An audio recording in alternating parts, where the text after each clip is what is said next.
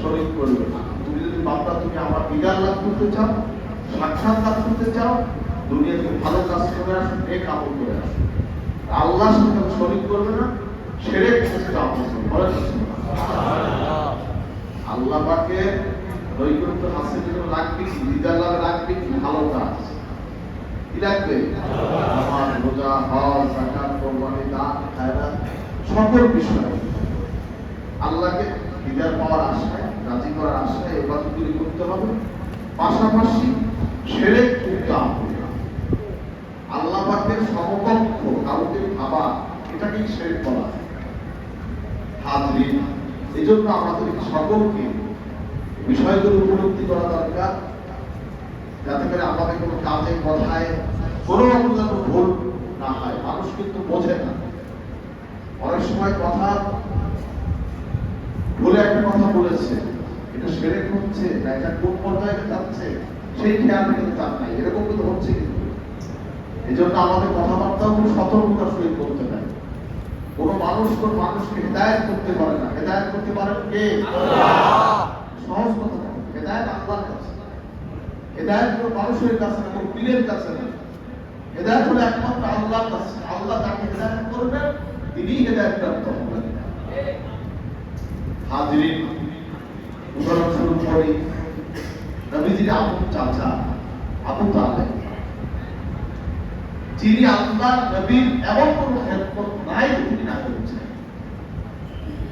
কিন্তু তিনি কি ঈমান নিয়ে যেতে পেরেছেন? বলুন তো, পেরেছেন? যখন মৃত্যুর বিছানায়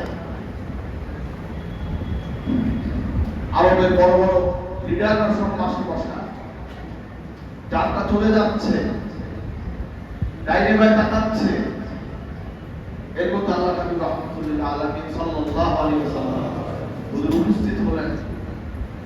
নবীজি কানে কানে বললেন, চাচা আপনি শুধু বলেন লা ইলাহা ইল্লাল্লাহ, এতটুকু বলেন, আমি কিয়ামতের দিন আপনার সুপারিশ করব।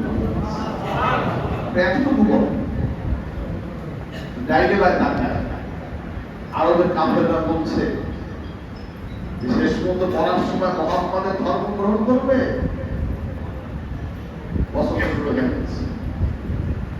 হাজরিন, আল্লাহর মঞ্জুর হেদায়েত নসিবে নাই, ঈমানটা নিয়ে যেতে পারলো না, ঈমান ছাড়াই দুনিয়াতে চলে গেল। কথা হচ্ছে ঈমান নিয়ে যাওয়া হলো সবচেয়ে বড় নিয়ামত। সবচেয়ে বড় নিয়ামত হচ্ছে ঈমানটা নিয়ে কবরে যাওয়া। হাজরিন, কারণ বহুত কিছু আছে, অনেক কিছু যাওয়ার সময় কিছুই নিয়ে যেতে পারবো না, হয় কিন্তু না।